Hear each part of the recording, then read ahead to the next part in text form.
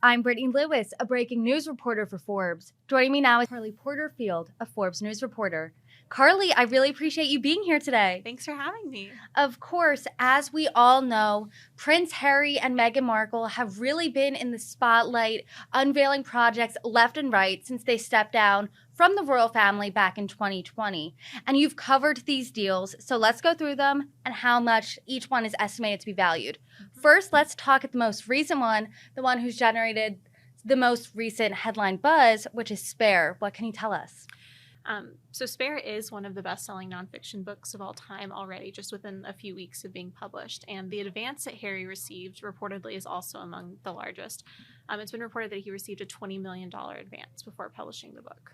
Wow, that's incredible. That's a pretty penny. Is he keeping all of that money for himself?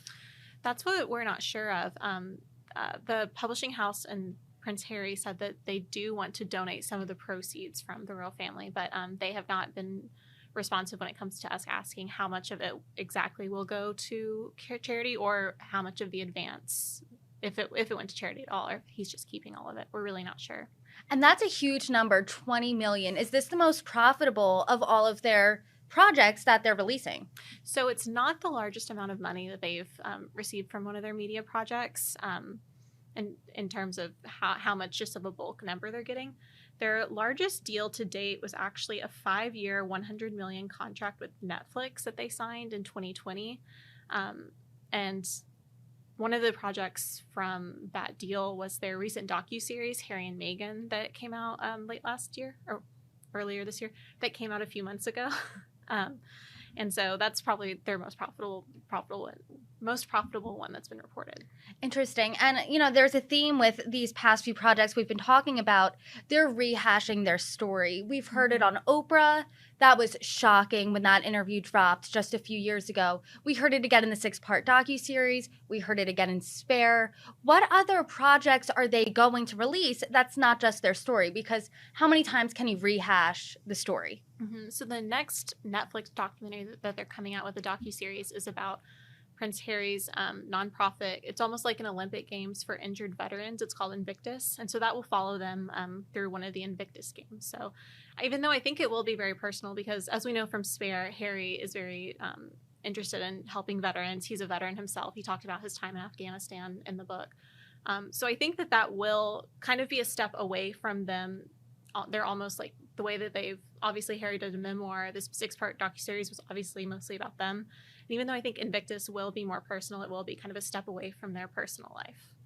Interesting. And will the audience be receptive to that, do we think? Do we have any evidence that their projects that they're not talking about themselves have succeeded? Yeah, I think it's too soon to know about specific projects like that, but Harry and Meghan's popularity in the UK has fallen since a lot of these projects have come out, especially Spare. I think that people are a little bit more sensitive in the UK to how members of the royal family, even if they're not working, senior members of the royal family, like Harry and Meghan no longer are, how they're profiting off their status and kind of maybe what some people would say is selling their family members out to make a buck. That's some criticism that's been leveled at them as well. That's interesting you say that. I was talking to Michael Solomon, the Forbes Life editor here, and we had this as very similar conversation. And he said, this is great therapy for Harry, but there's really, no coming back from this after you say certain things about your family members. And I'm not here to judge, whatever happened. But there is a sense of, you said, sentiment in the UK really turning against them. And Michael and I talked about a sort of Harry and Meghan fatigue, perhaps here in the United States, from when their docuseries came out and onward. Do you think that sort of fatigue could impact any deals, future or these ones lined up? Yeah, so far, Spare was, like we talked about, one of the best-selling books. Their docuseries, Harry and Meghan, had the best premiere of any documentary series on Netflix so far in terms of Netflix originals.